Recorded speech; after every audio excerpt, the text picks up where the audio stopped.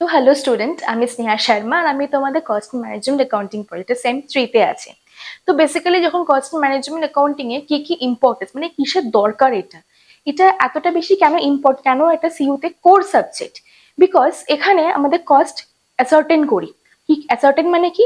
Production করছে, যে production যে করছে তার কি প্রাইস হবে, সেই প্রোডাক্টটার কি কস্ট প্রাইস, এই প্রোডাক্টটা মার্কেটে কিরকম বিক্রি হবে, তার প্রফিট, কোম্পানির কাছে সেই প্রফিট অ্যানালিসিস হচ্ছে, বা ডিসিশন মেকিং, স্ট্র্যাটেজিক প্ল্যানিং করা, এই সব কিছুই কিন্তু কস্ট ম্যানেজমেন্টের অ্যাকাউন্টের আন্ডারে আসে। তো এরা বেসিক্যালি হেল্প করে আমাদের প্রোডাকশন, যে হাউস থেকে যে প্রোডাকশন হচ্ছে সে ভেতরে কোডটা কি অ্যামাউন্ট হবে, তার ওভারহেড অ্যামাউন্ট, তার কস্ট, বাকি কোন তাদেরকে কি হয় যে কস্টটা কোথায় মিনিমাইজ করা যাবে, কোথায় কস্ট রিডাকশন, কোথায় কস্ট প্রফিট ম্যাক্সিমাইজ করা যাবে, যেটা হচ্ছে কোম্পানির মেন মোটিভ, প্রফিট ম্যাক্সিমাইজ করা। কস্ট ম্যাক্স তখনই করতে যখন আমরা কস্ট রিডাকশন করতে পারবো। তো বেসিক্যালি এই সব কিছুই আমাদের cost management accounting a certain করতে হয়। তো বেসিক্যালি সেম থ্রিতে যে অ্যাকাউন্টিং পেপার 2টা আছে, এখানে কি কি আছে? যেরকম দেখি যে ওভারহেড ক্যালকুলেশন কিসে করি, না এবিসি কস্টিং এ, অ্যাক্টিভিটি বেস কস্টিং। এটা কিসে কি হেল্প করে, যে অ্যাক্টিভিটিস যে হচ্ছে তার যে ওভারহেডস গুলো, ওভারহেড ম্যানেজমেন্ট করলে আপনি প্রাইস ম্যানেজমেন্ট হয়ে যায়। কারণ প্রোডাকশন করার পেছনে যে র মেটেরিয়াল বা লেবার আছে ওটা তো ফিক্সড, কিন্তু ওভারহেডটা আমরা চেঞ্জ করতেই পারি। এই যে ওভারহেড যদি অ্যাকচুয়াল যে সার্টেন করতে পারি, তাহলে আমাদের প্রাইস ঠিকঠাক সার্টেন হয়, কস্ট ঠিকঠাক সার্টেন হয়। এটাই কাজ হচ্ছে এবিসি কস্টিং এ। এবার যদি দেখি আর কি আছে, জয়েন্ট প্রোডাক্ট বাই প্রোডাক্টস, এইটা কিসে হেল্প করে? প্রফিট অ্যানালিসিস জন্য। কোম্পানির কাছে যেটা ওয়েস্ট মেটেরিয়াল, সেটা কিন্তু অন্য কোম্পানির কাছে কিন্তু ইম্পর্টেন্ট মেটেরিয়াল। তো কোম্পানি ওয়েস্ট মেটেরিয়ালটাকে সেল করে ওখান থেকে প্রফিট জেনারেট করতে পারে। Basically by products and joint প্রোডাক্টসে আমরা কোম্পানিদের কাছে একটা ইম্পর্টেন্ট প্রফিট হয়, মানে প্রফিট এক্সট্রা জেনারেট হয়। আর একটা হচ্ছে cost book keeping. Cost book keeping এ আবার 3টে পার্ট আছে, ইন্টিগ্রেটেড, নন ইন্টিগ্রেটেড আর প্রফিট রিকনসিলিয়েশন। যেটা কিনা কাজ হচ্ছে কস্ট আর ফিনান্সিয়াল যে প্রফিটস গুলো এদেরকে রিকনসিল করে, এদেরকে ম্যাচিং করে। কারণ কি কস্ট বইতে, কস্ট বুকে, যেটা কিনা কস্ট অ্যাকাউন্টেন্ট করে, তাদের প্রফিটস ডিফারেন্ট বেরোয়। আর ফাইন্যান্স বুকে, এটা কিনা চার্টার্ড অ্যাকাউন্টেন্ট করে, তাদের প্রফিটসও ডিফারেন্ট বেরোয়। এই দুজনের প্রফিটকে রিকনসাইল করে, যে প্রফিটকে ম্যাচ করে, যে কোথায় কিভাবে কোনটা মিল হবে।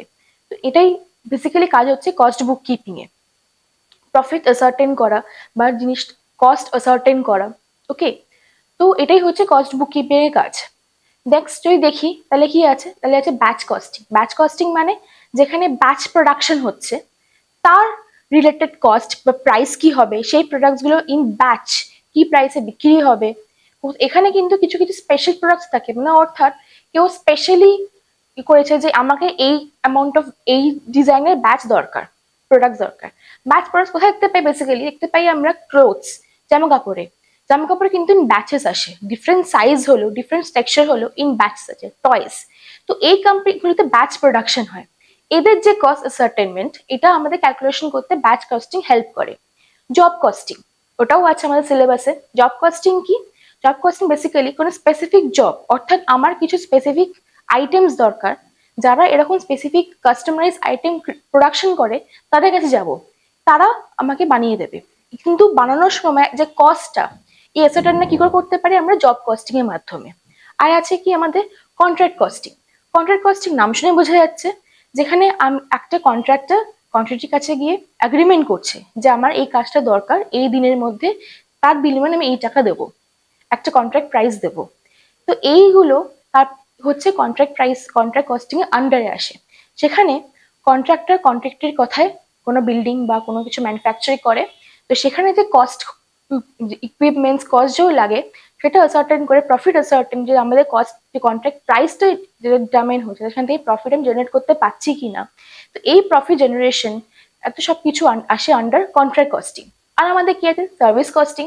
নাম শুনে বোঝা সার্ভিস, গুডস প্রোডাকশন তো হচ্ছে, কিন্তু সার্ভিস, যেরকম পার্লারে যাচ্ছি সেখানে সার্ভিস হচ্ছে, এডুকেশন লেভেলে যেখানে পড়াচ্ছি, অ্যাজ এ টিচার আমি আর তোমাদেরকে পড়াচ্ছি, তো এটা আমার সার্ভিস।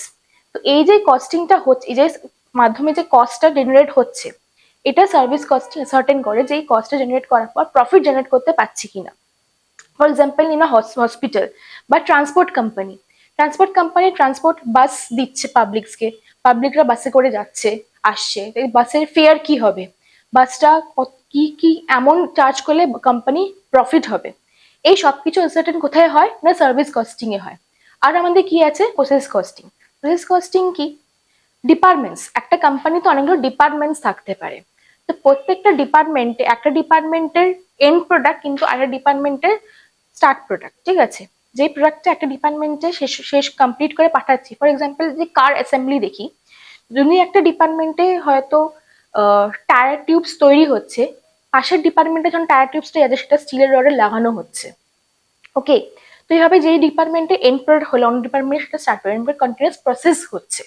তাতে কি হয় এর মাধ্যমে আমরা totally cost per average cost per unit বার করতে পারি।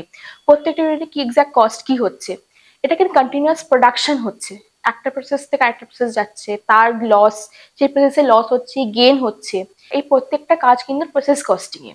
তো সুতরাং আমাদের সিলেবাস যা যা আছে সবকিছুই তোমাদেরকে পড়ানো হবে, ইনফ্যাক্ট প্রবলেম সলভ করানো হবে, মিনিং ফিচার্স কস্টিং কিসে হেল্প করে, কি কারণে হেল্প করে, কি কি আছে, এই সবকিছুই জানার জন্য অবশ্যই গুগল প্লে থেকে কমস ক্যাপসুল ডাউনলোড করতে হবে, তাহলেই এই ব্যাপারে আরো বেশি ইন ডিটেল জানতে পারবে। And stay tune with us.